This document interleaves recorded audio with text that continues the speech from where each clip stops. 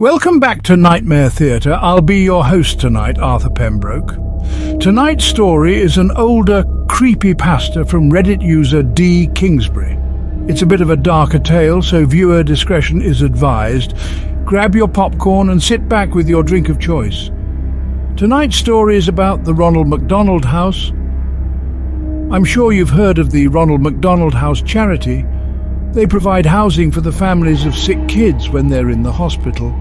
Seems pretty innocent, right? Well, there's another side to the charity. There's another type of Ronald McDonald House, one that not many people know about. There's one in most big cities. You won't find it by looking for it. It doesn't have an address. It doesn't have a sign above the door. It doesn't even have windows. No, the only way you'll see it is if you're taken there. That's how I found it. I've never met my real parents. I've been in and out of foster families and group homes here in Detroit since I was a kid. I'm 15 now, and I'm what they refer to as a bad kid. Always causing trouble, always getting thrown out and placed with another unsuspecting do-gooder who thinks they can help me. I always prove them wrong. My caseworker sat across the black metal table, looking weary and frazzled. On the table between us was a thick, letter-sized brown envelope. My case file. Well, your reputation has preceded you, she said, and now you only have two options: military school in Lansing or the Ronald McDonald House, which has miraculously cleared you for acceptance. I didn't have the patience for drill sergeants and 5 a.m. réveillé, and how bad could a halfway house named after a fast food clown possibly be? Ronald McDonald House it was. Dark clouds loomed above me the day I climbed into the back of my caseworker's town car. My few belongings in a backpack and the clothes on my back, that was all I could take. One of those few belongings was a photo album filled with pictures of all the foster families I had been with. It was nice to remember some of them, even though I had royally screwed it up each time. I've had a few cases who went through the Ronald McDonald House, the caseworker said from the front seat. Things went so well for those kids. I never had to transfer them anywhere else. In fact, the house took over their case files and everything. We drove into downtown Detroit, past all the familiar landmarks. I had been thrown out of one foster home just outside town because I snuck into downtown Detroit with some neighbor kids to sneak into a dive bar. Good times. Well, here we are. The car came to a stop. I looked out the window. We had parked in front of a tall, grey, windowless building, sandwiched between two other industrial buildings on a narrow city street. I noticed there was an address on the building to my left and one on the right, but none on this particular building, not even a sign. "Are you sure?" I asked, hesitating as I opened the car door and climbed out of the back seat. I slung my backpack over my shoulder, clinging tightly to the strap, and followed the caseworker up to the windowless metal doors. She pressed a buzzer, spoke to someone inside, and the doors clicked to unlock. We walked in. As soon as the metal doors closed behind us, I noticed the pin-drop silence. It was that sort of silence that's so oppressive and empty, it almost deafens you. Across the dimly lit lobby there was a glass window with someone inside. A secretary. She was turned away, typing something intently. We walked over to the window. The caseworker rang a bell on the counter and the secretary spun around in her chair. Her face was painted like a clown. Like Ronald McDonald, in fact. She even had the short, curly red hair. Otherwise, she wore a typical white nurse's dress. I wanted to laugh at how bizarre it was, but I couldn't. A chill swept down my spine. Something was not right. I watched as the nurse and my caseworker interacted. Paperwork was passed through the window. The caseworker slid my case file under the glass as the nurse slid her some papers to sign. As my caseworker signed the papers, the nurse looked at me. Her smile should have been warm and welcoming, but all I saw in her eyes was hunger. "I can't stay here," I stammered loudly. "Take me to the military school in Lansing, please." "What's the matter, sweetie?" the nurse asked, her voice muffled slightly by the glass. afraid of clowns?" I looked into her hungry eyes. Now there was a malicious glint as she laughed. My caseworker laughed too, obliviously, and said, Now, don't overreact. You'd hate the military school. Besides, this will be good for you." "Yes," said the clown nurse. "This will be good for you." Before I could object, I heard a slam behind me. I spun around to see an open door in the far corner of the lobby, to the left of the front desk window. There was no one there, just some light that flooded in. Then, creeping shadows.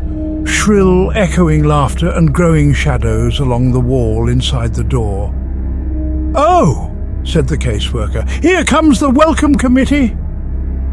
As I stared in horror, clutching the strap of my backpack, my caseworker patted me on the shoulder for the last time. "Don't worry, honey, it'll be different this time. You'll feel right at home here, I promise." She turned to go. I felt bile churning in my stomach. "No!" I said desperately. "You can't leave me here." "Oh no, I've got to get going. I never did like clowns." And with that, she left me there. The metal doors slammed behind her, and I was alone. I faced the open doorway by the front desk again. The shadows had almost entered the room, and the piercing laughter was filling the lobby with sound. I ran for the front doors. I pounded and yanked and pushed and screamed. Screamed for help, screamed for my caseworker, screamed for anyone, please God. I turned to see the nurse behind the glass smiling at me again. Then they entered. A whole group of laughing nurses with clown faces and red hair. Some were male, some female, but all had the same terrifying Ronald McDonald makeup. And in the dim light of the lobby I could see the glint of metal tools in their hands. Bringing up the rear was a pair of clown nurses, rolling a metal table, complete with restraints. "Get the hell away from me!" I screamed. I pounded at the metal doors again. "Let me out of here!" They surrounded me, grabbed me as I thrashed and screamed and tried to tear myself away, laughed as I kicked and squirmed. They slammed me onto the rolling table and strapped me down. I looked around wildly. I was surrounded. "Let me go!" I screamed, twisting and turning and pulling at the restraints. They rolled me through the open doorway and down a seemingly endless white hallway. They laughed and laughed and laughed. They waved their shiny scalpels and razors and needles mere inches from my face just to make me flinch and scream. It made them laugh even harder. The last thing I remember before one of them finally injected me was the hands. Gloved fingers prodded inside my mouth and pulled at my lips, distorting my screams and forcing an unnatural grin onto my tear-streaked, sweaty face. Hot, rancid breath was in my face, and a whispered, perverted voice spoke the words, "We love to see you smile!"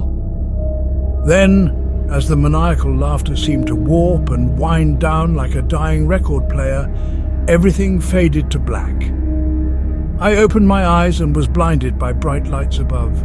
Shielding my groggy gaze from the fluorescent bulbs, I turned on my side and looked around. A cell. Tall white walls covered in scratch marks and stains.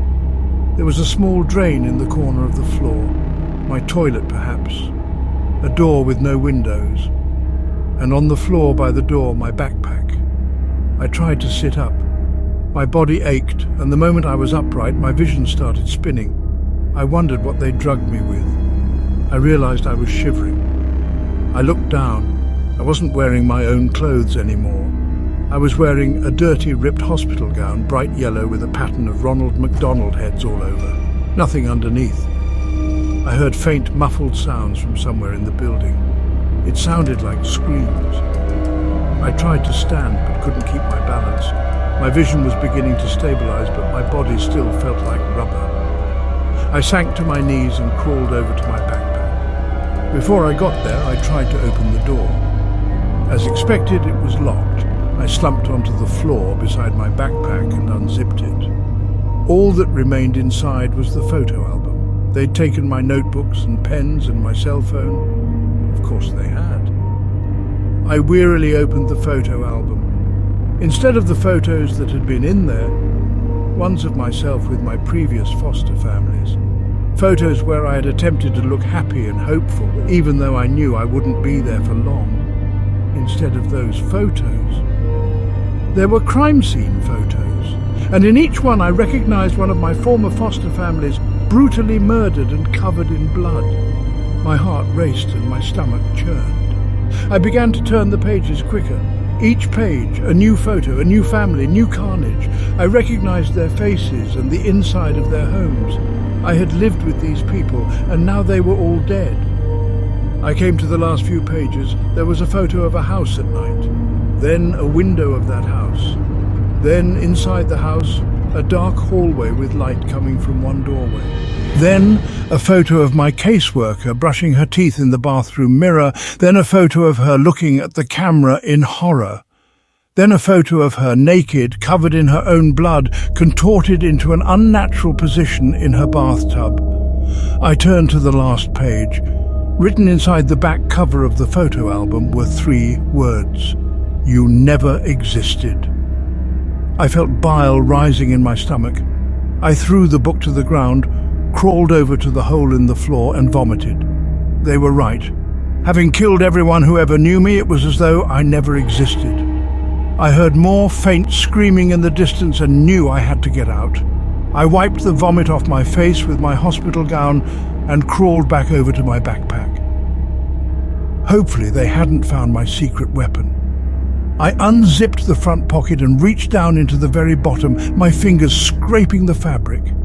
Sure enough, there they were, flush with the seams in the bag, nearly undetectable. The pins I used for picking locks. I told you I'm a bad kid. I leaned against the door and listened. I could hear footsteps approaching, but just as soon as they arrived, they faded in the other direction. I knew I had to work fast. I jiggled the handle with one hand and picked the lock with the other. It was surprisingly simple. Holding the handle, I slowly pulled myself to my feet. I could maintain my balance now. I pulled the door open just a crack. A clown nurse darted past. My heart almost stopped, but his footsteps didn't slow or change and soon faded. He didn't notice me. I poked my head out the door. There were seemingly endless white hallways in either direction. The distant screams were louder now, coming from all around. Taking a deep breath, I stepped into the hallway and closed the door behind me. I decided to go to the right. Passing doors identical to the one I had been behind, I heard screams and sobbing. I stopped for a moment at one door and heard the crying of a child inside. I jiggled the handle to see if I could let him out. Locked. I kept moving, looking behind me every few seconds to make sure no nurses had come into the hallway. Then I passed a set of white double doors. I stopped again. The word "play place" was written in tall, thin letters across the width of both doors. I heard more screaming coming from within, the screams of multiple people, and laughter, the insane, shrill laughter of the clown nurses. I shuddered. I was afraid to find out what sort of torture was happening inside, and I knew I had to keep moving. I saw a door ahead with a stairway symbol and headed for it. As I opened the door, I glanced behind me and saw 2 clown nurses emerging from the play place room. Their white nurse outfits were covered in streaks of blood. I quickly shut myself into the stairwell, hoping they hadn't noticed me. The stairwell was dimly lit with cement walls and rusty railings. I looked at the door I had just closed. There was a red number 5 on it. I must have been on the 5th floor. I decided I had to get to the ground level. Each footstep echoed as I began to descend the stairs. I couldn't hear the screaming anymore. Just a low, deep humming sound like pipes in the walls. It was a welcome respite. I finally came to the door numbered 1. The staircase seemed to descend a few floors lower, but I stopped here and slowly peeked through the door. More white hallways, no clown nurses to be seen. So far, so good. I stepped through the door and walked into the hallway. I noticed I couldn't hear any screaming on this floor, just the buzz of the fluorescent tube lights above. I came to the end of the hallway and another set of double doors.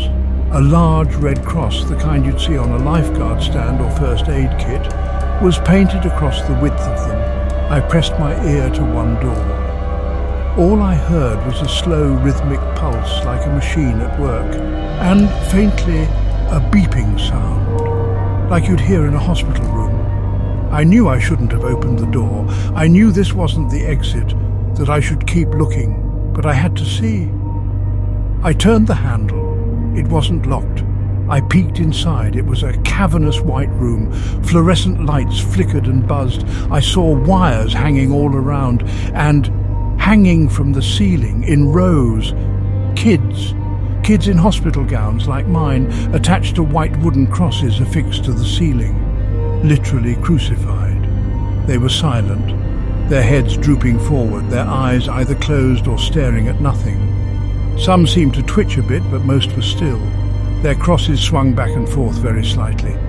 And the hanging wires, they weren't wires. They were intravenous tubes attached to the kids' wrists, tubes sucking out their blood. I almost vomited again right then and there. In the very centre of the room, amidst the rows of hanging crosses, I could see where the rhythmic pulsing sound came from. A huge steel cylinder which seemed to be collecting the blood from all of the tangled tubes that dangled from the kids' wrists. I opened my mouth to scream, to cry out in anger. All I could say was, "What the hell?" That was when the alarms began to sound, loud and piercing, like the police sirens of hell. They must have realized I was missing.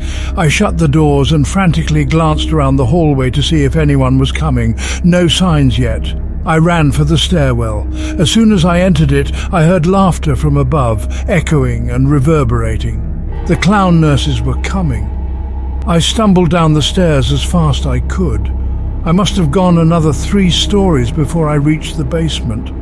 I found myself running through a dark, sewer-like hallway with small light bulbs overhead every 10 yards or so. The smell of decay and rotting flesh grew more and more pungent as I ran. The laughter continued behind me. I managed to glance over my shoulder and see a group of them running after me.